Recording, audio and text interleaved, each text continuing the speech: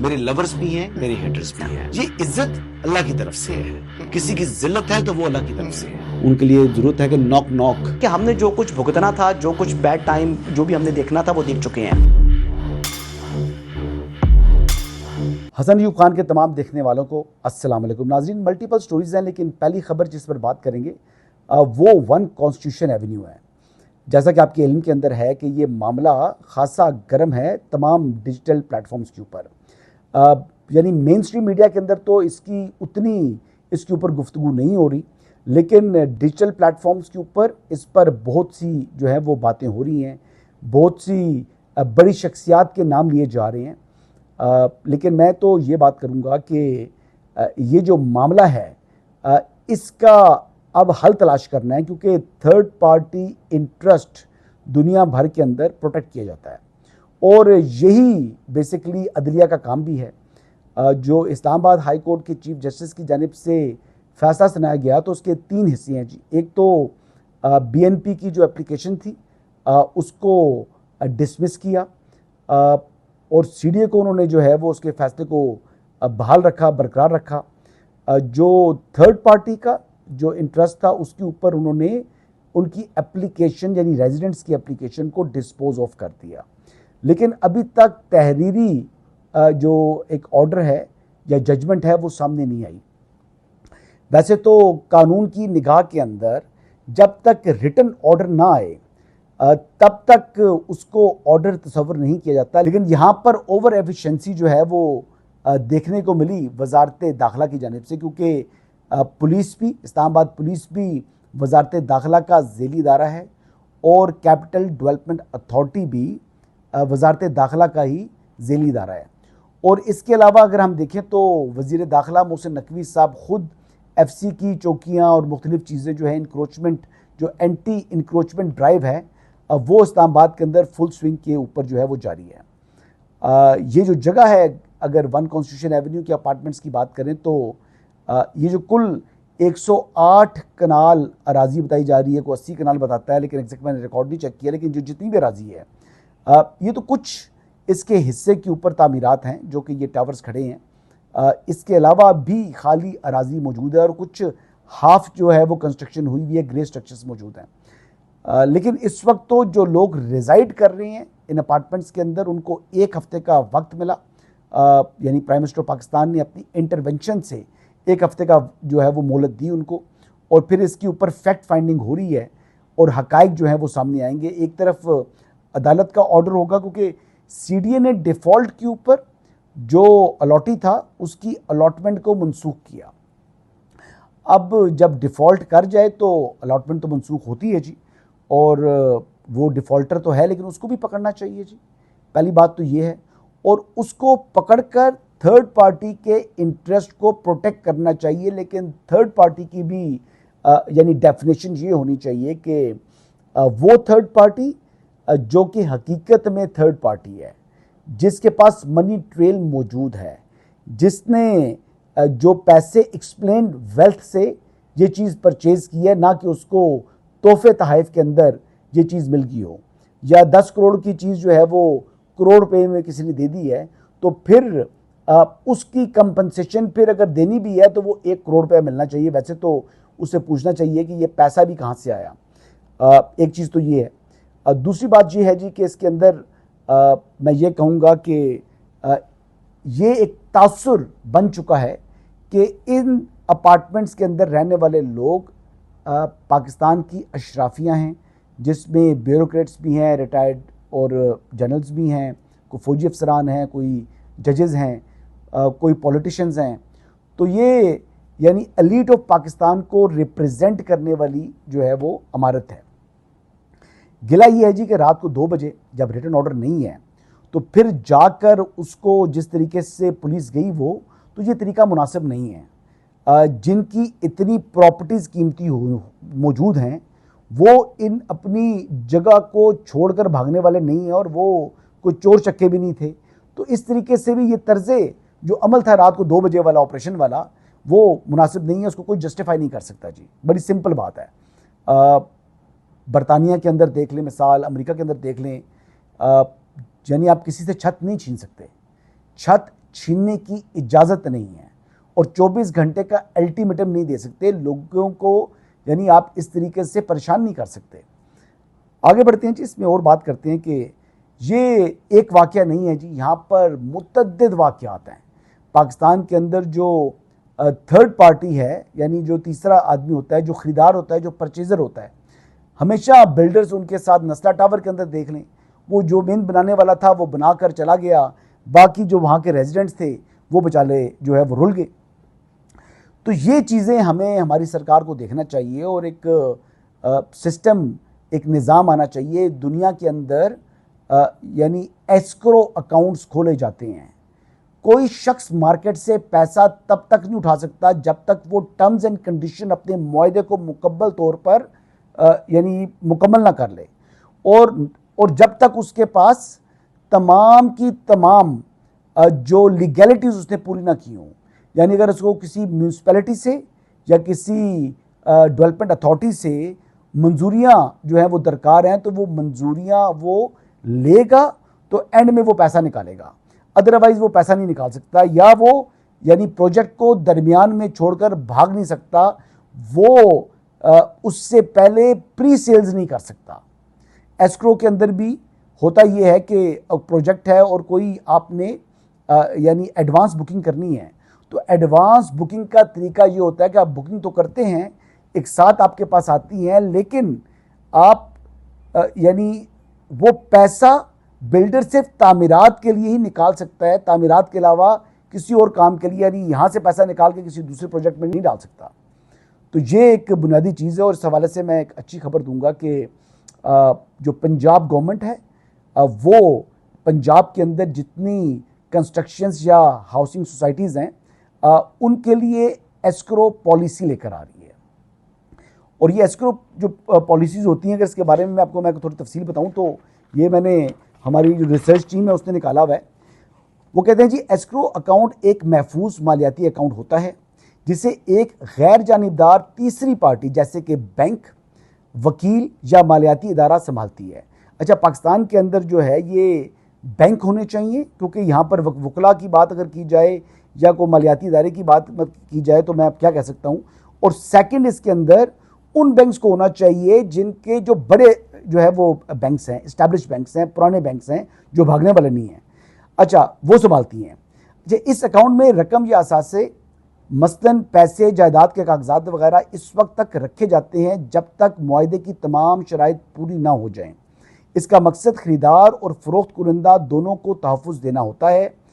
ये एक ऐसा अकाउंट है जहां पैसे आर्जी तौर पर रखे जाते हैं ताकि लेन देन महफूज तरीके से मुकम्मल हो सके।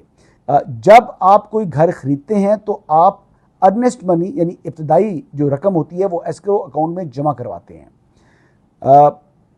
ये रकम तब तक वहीं रहती है जब तक घर की इंस्पेक्शन मुकम्मल ना हो जाए, कानूनी कार्रवाई मुकम्मल ना हो जाए। यानी अगर मैंने, हसन अयूब ने एक घर ख़रीदना है, मैं चाहता हूँ, और मैंने 5 लाख रुपया एस्क्रो अकाउंट में जो है जमा करवा दी है, अगर सब ठीक रहे तो ये रकम यानी जिसने मुझे वो प्रॉपर्टी बेची है, घर बेचा है, उसको अदा कर दी जाएगी, वरना ये रकम मुझे वापस मिल जाएगी। तो ये है जी एस्क्रो। और ये एस्क्रो के हवाले से मैं बताऊं तो मेरे एक बड़े करीबी दोस्त हैं, वो यानी उनके मल्टीपल प्रोजेक्ट्स चल रहे हैं और मेगा प्रोजेक्ट्स चल रहे हैं, डॉलर्स के अंदर प्रोजेक्ट्स हैं, कई मिलियन डॉलर का एक प्रोजेक्ट है, मतलब 300 मिलियन डॉलर के जो है उनके मंसूबे चल रहे हैं और उनमें सारा पैसा एस्क्रो अकाउंट में होता है। अगर वो मतलब प्री सेल्स उनकी हो चुकी हैं, कंस्ट्रक्शन आदि हो चुकी है, लेकिन जब तक वो बिल्डिंग मुकम्मल नहीं होगी, जब तक वो ख़रीदार के हवाले उसकी चाबी नहीं होगी, तब तक वो बंदा 1 रुपया नहीं निकाल सकता, 1 डॉलर नहीं निकाल सकता। तो ये खूबसूरती है जी एस्क्रो की, और ये पाकिस्तान के अंदर, खाली पंजाब के अंदर नहीं बल्कि पूरे मुल्क के अंदर इसको इम्प्लीमेंट होना चाहिए। प्राइम मिनिस्टर ऑफ पाकिस्तान को देखना चाहिए। वैसे आई एम श्योर के यूएई के अंदर भी इसी तरीके से काम चल रहा है, अमेरिका के अंदर भी एस्क्रो अकाउंट्स होते हैं। तो ये बुनियादी चीज़ है जी जिसको समझने की ज़रूरत है। आगे बढ़ते हैं जी। अगली बात ये है कि अच्छा, ये एक डिस्टर्बिंग खबर आ रही है बारखान से, और बारखान आपको मालूम है कि बलूचिस्तान के अंदर उसका इलाका है बगाओ। ये बगाओ के अंदर यानी बुगटी कबीले के एक शख्स को अगवा करने के लिए फितनल हिंदुस्तान और फितनल ख्वारिज वाले जो हैं वो लोग आए हैं और उन्होंने वहाँ पर आकर हमला किया और फिर वहाँ पर उनके ताकुब में, दहशतगर्दों के ताकुब में, फिर जो बुगटी कबीले के मीर सरफराज बुगटी के जो छोटे भाई हैं, मीर आफ्ताब बुगटी यानी सीएम के छोटे भाई मीर आफ्ताब बुगटी की सरबराही में फिर बुगटी कबीले के लोगों ने उनका दहशतगर्दों का ताकुब किया है और फिर ये इतलात मिल रही हैं कि वक्फे से उनकी झड़पें हो रही हैं। अल्लाह ताला इनको महफूज रखे जी, अपनी हिफ्ज़ मान में रखे। और ये बेसिकली ये बताया जा रहा है कि जो आफ्ताब बुगटी हैं उनके साथ हाजी खान मोहम्मद बुगटी भी मौजूद हैं और इनके अलावा ये तकरीबन ये गुज़िश्ता 24 घंटों से दहशतगर्दों और बुगटी कबाइल के माबैन झड़पें हो रही हैं और ये बुनियादी तौर के ऊपर इस वक्त जो इतलात हैं कि बुगटी कबीले ने दहशतगर्दों के गिर्द घेरा तंग कर लिया है। लेकिन आपको मालूम है कि जब घेरा तंग होता है तो वो अपने सर्वाइवल के लिए वो अटैक करते हैं और बड़े सम टाइम जो है वो रूथलेस किस्म के अटैक्स होते हैं। लेकिन बहरहाल जी मैं तो खराज तहसीन पेश करूँगा जो आफ्ताब बुगटी साहब को या उनके कज़न जो मोहम्मद ख़ान है, जो इस वक्त लड़ाई के अंदर मौजूद हैं।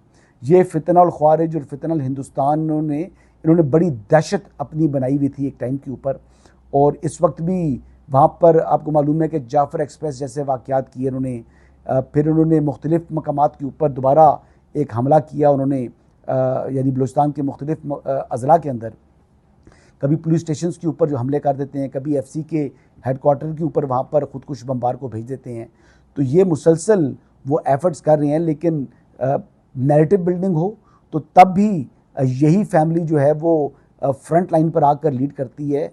कुछ 24 से ज़ायद जानलेवा हमले हो चुके हैं सरफराज बुगटी साहब के ऊपर भी और ये दूसरा वाक़या जी। एक दफ़ा पिछली ईद थी, उस मौके के ऊपर भी आफ्ताब बुगटी साहब की शदीद झड़पें हुई थी दहशतगर्दों के साथ।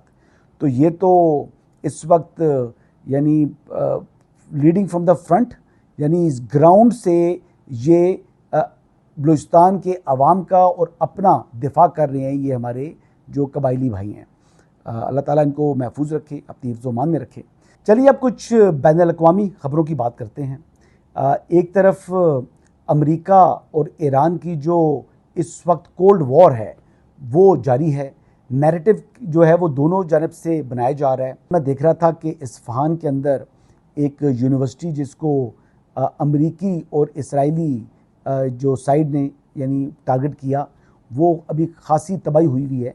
तो ईरान की जानिब से ये फ़ैसला सामने आया है कि वो उसको एज़ इट इज़ प्रिजर्व करेंगे इस यूनिवर्सिटी की साइट को, ऐसा म्यूज़ियम के तौर के ऊपर कि हमारे ऊपर इस किस्म की जारियत हुई है। अब ये मतलब एक डिफरेंट चीज़ सामने आ रही है, वरना मेरे ख्याल के मुताबिक तो उसको फौरी तौर पर तलबा की जो तालीम है उसको शुरू होना चाहिए दोबारा और इस हवाले से जो इंतज़ामात हैं वो मुकम्मल करने चाहिए। प्रेसिडेंट ट्रंप एक वक्त एक बात करते हैं और फिर उसी यानी दूसरी घड़ी में उनका मौक़िफ़ तब्दील हो चुका होता है। पहले वो कह रहे थे जी कि पाकिस्तान बहुत दूर है, ये नहीं हो सकता कि 18 घंटे की फ़्लाइट जो है वो लेकर हमारे लोग जाएं और फिर वहाँ पर जाकर बात करें, जो बात करनी टेलीफोन पर कर लें। अब वो कह रहे हैं कि ईरान का एक और जो एक प्रपोज़ल है वो अमेरिका को मिल चुका है। कहते हैं हम इसको रिव्यू भी कर रहे हैं, लेकिन वो कह रहे हैं कि जी बात मुश्किल बनेगी। उसकी वजह ये है कि हमने ईरान से गुज़िश्ता 47 साल का हिसाब लेना है। आपको मैंने पहले पिछले व्लॉग में बताया था कि अब्बास इराक़ची साहब ने कहा कि जो नेतन्याहू है उसने अमेरिका को मामू बना दिया है और जो 25 अरब डॉलर बता रहे हैं जो ट्रंप एडमिनिस्ट्रेशन या सेक्रेटरी ऑफ वॉर, वो नंबर दुरुस्त नहीं है। ये टैक्स पेयर को, अमेरिकी टैक्स पेयर को 100 बिलियन इस वक्त तक कॉस्ट कर चुका है। दूसरी जानिब आपको मालूम है कि CNN ने भी ये डॉक्यूमेंट्री दी हुई है, वो उन्होंने रिपोर्ट किया हुआ है कि जो गल्फ़ के अंदर अमेरिकी बेसिस थी उनको बेतहाशा नुकसान पहुंचा हुआ है। ये बात भी सामने आ रही है कि नुकसानात हुए हैं। तो एक तरफ अमेरिका को ट्रॉफ़ी चाहिए, प्रेसिडेंट ट्रंप को ट्रॉफ़ी चाहिए, दूसरा उनको अपना सुपर पावर होने का जो भरम है वो भी कायम रखना है। और इस तमाम चीज़ों के अंदर जिस तरीके से अब मुज़ाकरात के हवाले से पाकिस्तान सालसी का किरदार अदा कर रहा है, इनडायरेक्ट जो मुज़ाकरात हैं वो बज़रिया पाकिस्तान जारी हैं, लेकिन कुछ पाकिस्तानी हल्के जो ज़िम्मेदार शख्सियात हैं वो अभी भी हतमी बात तो नहीं कर रहे, लेकिन वो उम्मीद जाहिर कर रहे हैं कि बहुत जल्द दोबारा ये टॉक्स जो हैं वो दोबारा इस्लामाबाद के अंदर हो सकती हैं।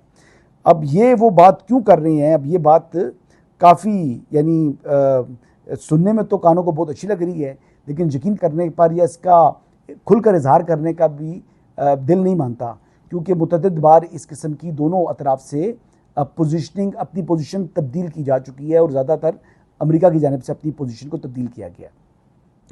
एक और अहम खबर है जी, इसमें अगर हम बात करें तो चीन की जानिब से बड़ा सख्त रद्द-ए-अमल आया है अमेरिका के लिए। एक तो चीन ने अपनी जितनी रिफाइनरीज है उनको कह दिया है कि हम किसी किस्म की अमेरिकी सैंक्शंस को नहीं मानते, हमें हमारा अपना प्लान है, हमारा अपना मंसूबा है, हमारे अपने ताल्लुकात है ईरान के साथ और हमारा अपना मुफाद है। अमेरिका कौन होता है? उन्होंने अमेरिकी जो इक़्तिसादी पाबंदियां हैं उनको उठाकर रद्दी की टोकरी में फेंक दिया है। तो ये मौक़िफ़ जी चीन का बड़ा वाज़ेह तरीके से सामने आ चुका है और वो किसी किस्म का कोई लचक नहीं दिखा रहे। एक और बात यह है जी कि दुनिया इस वक्त शदीद परेशानी से दो चार है, क्योंकि स्ट्रेट ऑफ हॉर्मुज़ जो है वो बंद है, नेवल ब्लॉकेट इन प्रोग्रेस है, और अगर ये मामला लंबा होता है तो इसके नाकाबिले तलाफ़ी जो है वो असरात पूरी यानी अक़वामी आलम के ऊपर या इंटरनेशनली उसके जो है वो आ जाएंगे, और ये एक ऐसा इकनॉमिक क्रंच आ सकता है जिसके बाद मुख्तलिफ ममालिक के लिए वहाँ के अवाम के लिए ज़िंदगी बड़ी मुश्किल हो जाएगी। अमेरिका के अंदर भी महंगाई का जो है मुसलसल इजाफा हो रहा है, पाकिस्तान भी इससे मुतासर हो रहा है, इंडिया मुतासर हो रहा है, हर मुल्क मुतासर हो रहा है। सो लिहाजा दुनिया को अब प्रेशर बिल्डअप करना चाहिए इन दोनों साइड्स के ऊपर, ताकि ये किसी मुज़ाकरात की मेज़ पर बैठें और फिर यहाँ से आगे वे फॉरवर्ड तलाश करें और जो स्ट्रेट ऑफ हॉर्मुज़ है उसको खोला जाए, ताकि यानी आगे मामलात बढ़ सकें। फसलें मुतासर हो रही हैं, फर्टिलाइज़र्स जो हैं वो ट्रांसपोर्ट नहीं हो पा रही, और इस वजह से दुनिया के अंदर फूड सिक्योरिटी के इश्यूज़ खड़े हो सकते हैं, जो कि इस उम्मीद के साथ कि अल्लाह ताला इनको हदायत दे। जी इजाज़त चाहूँगा। अल्लाह हाफ़िज़।